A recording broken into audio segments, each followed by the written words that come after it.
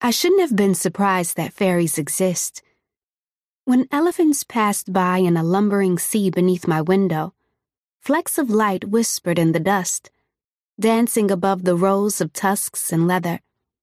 I leaned precariously over the sill, hoping to catch a fleck before a servant wrestled me inside.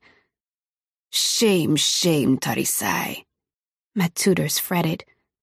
What would the lady do if you fell? But I want to see the lights, I said. They're only tutsu sprites. A tutor herded me away from the window. Kind spirits, they guide lost elephants to watering holes. Or to lion packs, another tutor muttered, if they're feeling less kind. Magic, I soon learned, was capricious.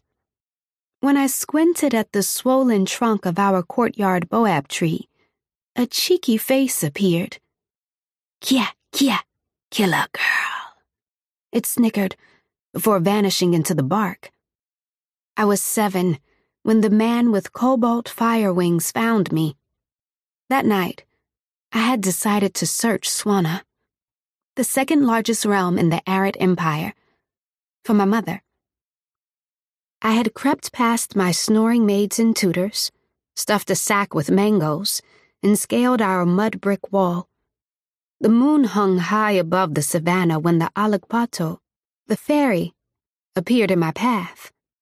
The light glinted in his gold-flecked eyes, which slanted all the way to his dark temples. He seized the back of my garment, hoisting me up for examination. I wore a wrapper the color of banana leaves wound several times beneath my arms, leaving my shoulders bare. The Alakbato watched me, amused as I punched and kicked the air. I'm in bed at Bikina House, I told myself. My heart pounded like a fist on a goatskin drum. I bit my cheek to prove I was dreaming.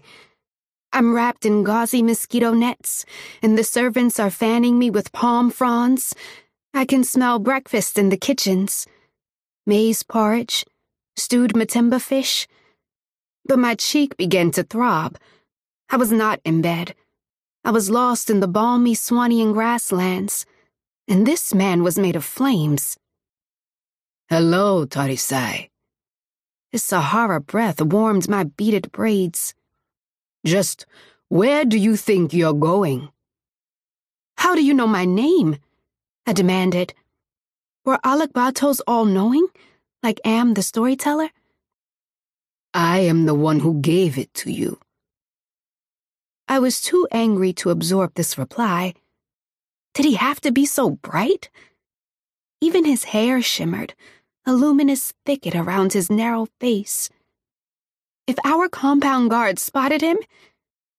I sighed. I had barely made it a mile into the savannah.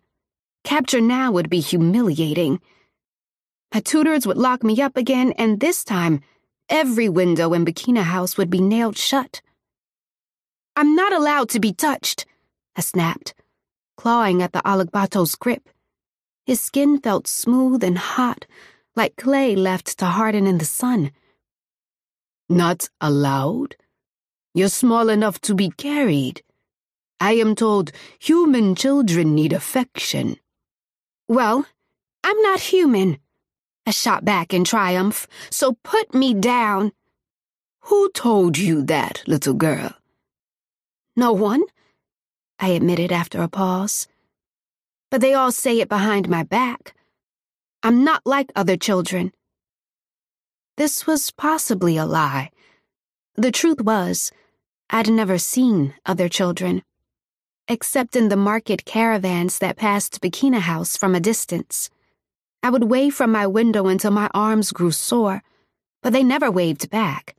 The children would stare straight past me as if our compound, manor, orchard, and houses enough to make a small village, were invisible to anyone outside.